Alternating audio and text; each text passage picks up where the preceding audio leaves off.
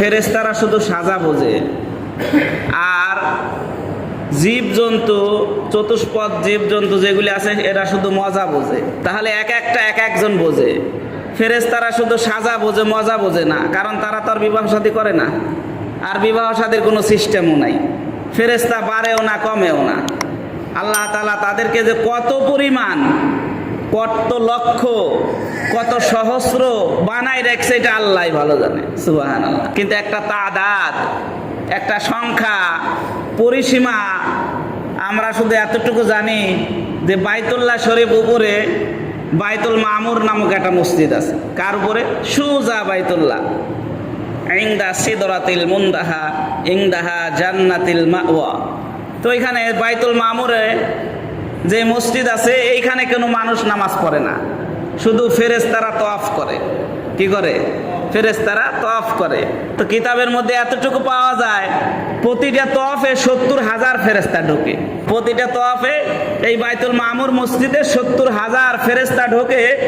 ঢুকে এরা একবার জীবনে সুযোগ পায়, এরপরে তারা ওয়েটিংয়ে থাকে, কিয়ামতের আগ পর্যন্ত হয়তো বা দ্বিতীয় আর একবার এসে তওয়াফ করার সুযোগ পাবে না। সুবহানাল্লাহ। কত ফেরেশতা আল্লাহ বানাইছে বলে আমরা জানি না। এতটুক শুধু জানি যে বাইতুল মামুরে প্রতিদিন 70,000 ফেরেশতা তওয়াফ করে যে বের হয়ে যায়, এরপরে কিয়ামত আগ পর্যন্ত আবার তারা ওয়েটিংয়ে থাকবে। আল্লাহর বিভিন্ন কাজে ইন্তজাম তারা ব্যবস্থাপনা করবে, বিভিন্ন কাজে তারা সময় দিবে, আর কিয়ামত পর্যন্ত হয়তোবা তাদের দ্বিতীয়বার ডাক পড়বে না। কি ভাই, এত ফেরেশতা আল্লাহ বানায় রাখছে। তাহলে এদের বংশক্রম, বংশ বিস্তারের জন্য বিবাহ শাদী প্রয়োজন নাই, তাদের বিবাহ শাদী নাই। তারা গুনার কাজ করলে মজা লাগে তারা জানে না, কিন্তু এতটুকু জানে যে আল্লাহর বিরুদ্ধে যদি অবস্থান করি তাহলে আল্লাহ তাআলা আমাদের পুরায় ছাই করে দিবে। সুবহানাল্লাহ।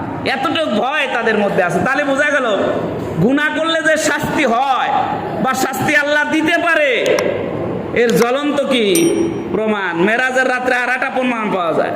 মেরাজের রাত্রে নবী আলাইহিস সালামের সাথে জিবরাইল ছিল। সপ্তম আসমানে যখন উঠলো, উঠার পরে এবার জিবরাইল বলে যে মুহাম্মাদুর রাসূলুল্লাহ, আপনাকে যে ডেকে পাঠাইছে বা আপনার সাথে যে সাক্ষাৎ করবে সেই আপনার যাওয়ার ব্যবস্থা করবে।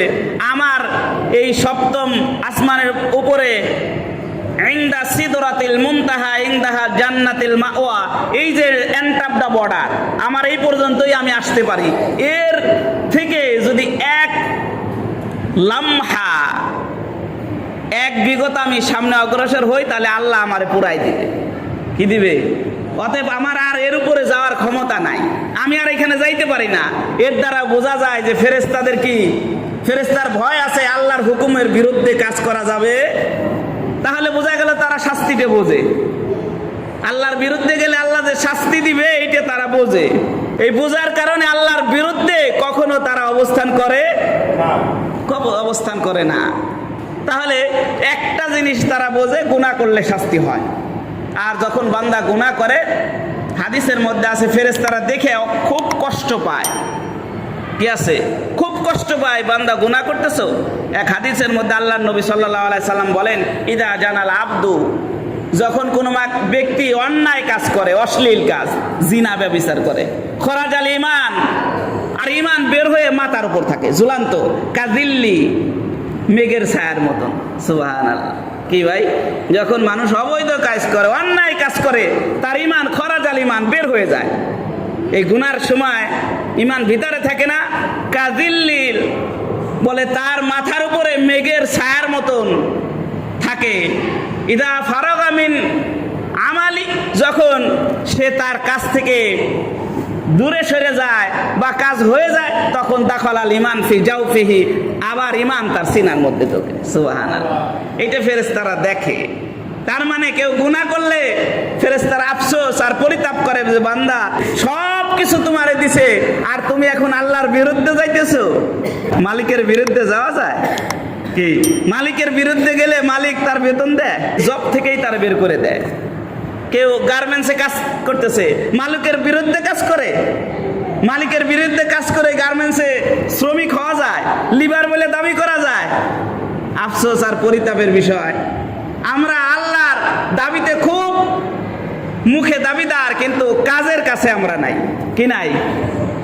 কাজের কাছে আমরা নাই। এই জন্য যখন আমরা গুনার কাজ করি, ফেরেশতারা দেখে তারা হাসে আর আফসোস আর পরিতাপ করে যে বান্দা তোমার আল্লাহ বানাইলো, এত সুন্দর করে বানাইলো, সব কিছু দিয়ে বানাইলো, আর তুমি আজকে